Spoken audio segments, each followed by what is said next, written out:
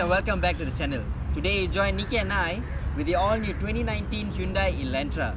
They call this the fiery red color.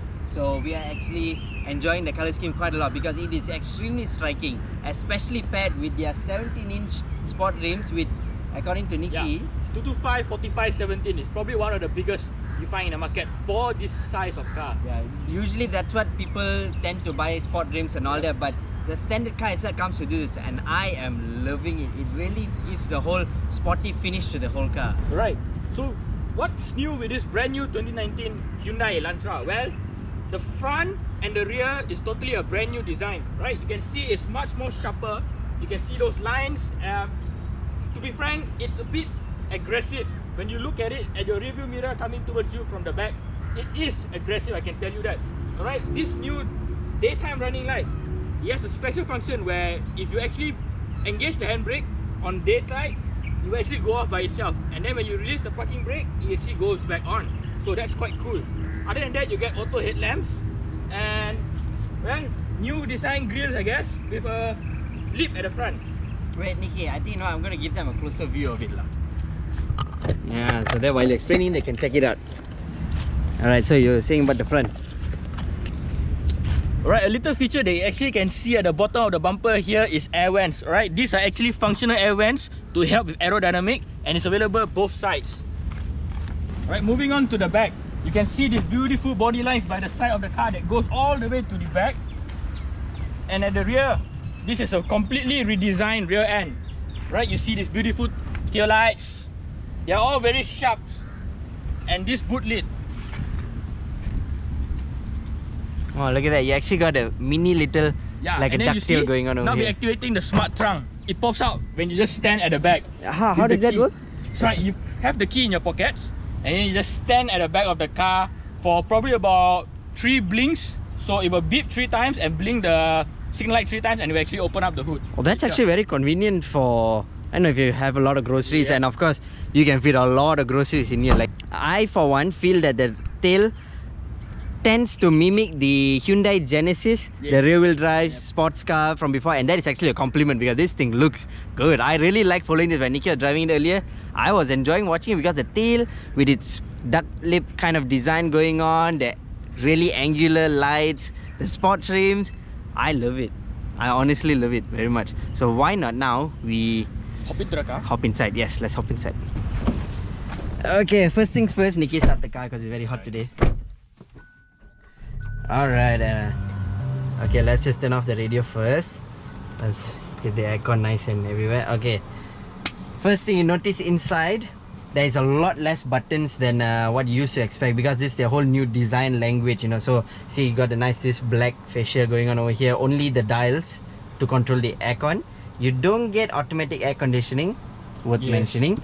But other than that, it gets the job done. Like what you mentioned to me earlier, when there's less things over here, there's actually less things to go wrong. In the interior, there's less thing to go wrong. I mean, it's simple, and then this actually is good if you have any elderly people or your dad or your mom which is not really into technology, IT savvy. They go into the car, they know what they're doing. Yeah, exactly. So this is actually quite good. I mean, to cater to more people. But I actually like this a lot because it has the Apple CarPlay lah. Okay, I love the Apple CarPlay, and I like the whole layout and everything. It's simple.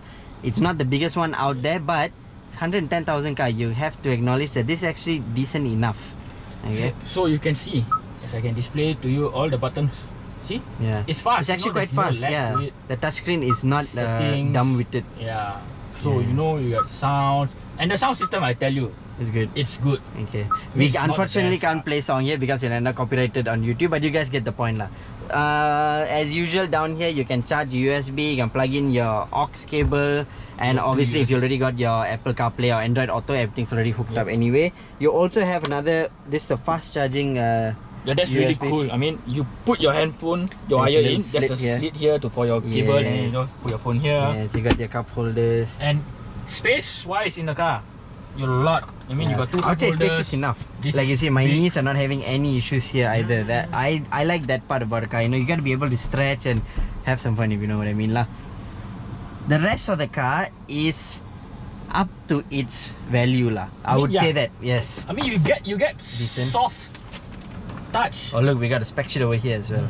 Oh yeah, we'll get into the performance in a while. I handle that part. Right, you get soft touch leather, I would say, yeah, and then you get a bit of a carbon trim here and there. And on the steering wheel also, I actually like the design a lot because it's funky. You know, you got a smaller center, you got a nice like double wishbone kind of thing going on here, and you get the basic volume tracking for all this and to control your display over there. So other than that, okay, you got rear leg room. Oh, you know what? You sit there, I'll get behind. That's how we find out about the rear leg room. Yes. So the seat I was sitting in was already pushed pretty much to the back, and I have long legs and I do not have much of an issue behind the headroom. Definitely no issues at all. Like, there's ton of headroom. Leg room is more than sufficient. Again, I have to stress, for a car of this price, the practicality is pretty high, and we've both been driving around for quite some time already, right? The comfort during the traffic jams, the the automatic gearbox, it's a 6-speed, is it? 6-speed automatic. Yep, it's a regular automatic. Exactly. So you don't get a CVT in this, but I actually like the fact that it's not a CVT because it's so much smoother. There's no whining or anything from the gearbox. You get the regular upshift, downshift kind of thing. Exactly. And best thing is there's no jerkiness. Usually in traffic jam, you know, in a normal gearbox, you get the jerkiness every gear change, but none of that in this. I love it. My mom liked the comfort in this car as well, because I fetched her back in a traffic jam. We were in the jam for like 1.5 hours. No issues. She liked it. The aircon was very strong. Marvelous. It's cold. Yeah. Okay, but now, I mean, while you're in the interior, let's talk about cabin noise. Oh, what cabin noise? That's what I want to ask you. What exactly? The engine is running now. Yeah. The aircon is at full blast. Exactly. So normally, what you expect from a 110,000 car, you definitely can at least hear the noise from the outside or from the engine. But none of that. Yeah. Total silence. But speaking of engine noise, I think it's time I get in the driver's seat. Alright. Okay. My personal opinion lah. The first thing I liked about this car, or something to mention, you do not get electric seats. But you do get leather seats. Yeah, exactly. For car of this price, you know, you can control lah. You get control. One thing I loved very much is the dials. Yeah, they have carbon. Exactly. You got the like a checkered dials. flag thingy going on inside there. I love that, you know. I hope you guys can see it. But it's because, you know, cars nowadays, they all insist on having massive digital things and 101 things reading out to you. But I personally don't like having too many informations being bombarded at me. I don't think the sentence was right, but hope you guys get the point. I don't like when there's so many things bombarding you. You know, simple dials, sporty enough. I love it. I got it. I was like, I like that a lot because to me it resembles a bit. I know you guys will be surprised. Right? It resembles a bit of the Jaguar F-Type they came out with. The dials are simple and pure. You can see your driving mode, which is controlled over here. There's 4 driving modes, so you can see there. Oh yeah. Yeah. Here you have sport, you have smart, you have normal and eco. So eco and normal and sport is everybody knows what are those for lah. Smart is where the system handles itself. If you ask for more power, it gives you. If not, it goes into its normal eco kind of setting. So it's more adaptable to, you know. That's what I like. So what do? We go for a drive now and we can talk more about the engine. Okay, so on the engine department, Hyundai has, I would say, upped their game. No, but for my perspective, I wish they actually kept the 1.6 turbo they have in the predecessor. I mean, that's a very good engine. It's nippy, it's powerful, it has everything you want. It's playful. I like that. Yeah, I did like the playfulness there. But in this one, the 2-liter MPI engine, it puts out about 152 PS and about just under 200 Nm of torque, which is sufficient for the daily family guy. Okay, it meets all its competitors anyway, and that's the main point. And I was driving around, as you know, yesterday with some friends with certain other Japanese car makers, and this car could hold its own. I'm not going to mention the other car makers, but this car could hold its own. So I was actually genuinely surprised. So that deserves an acknowledgement, because that proves that yes, they went up to 2-liter from the 1.6 turbo, but it's not like it did anything wrong to them. You know, it's a good thing. The fuel economy is still there. Okay, we've been driving around for 2 days now, and I'm not yet even under half a tank. You know, I'm still just over half a tank. And let me tell you guys, like, between guys, we don't drive slow. So you know, that's a lot of abuse there as well. So all in all, I would say I'm enjoying the, what's the word here? I'm enjoying the value for money, and the fact that you can get comfort and reliability with decent daily performance. Okay, because I wouldn't say that this car is slow. No, it's not slow by any means. It's something that you can use every day in and out, you know. Yes.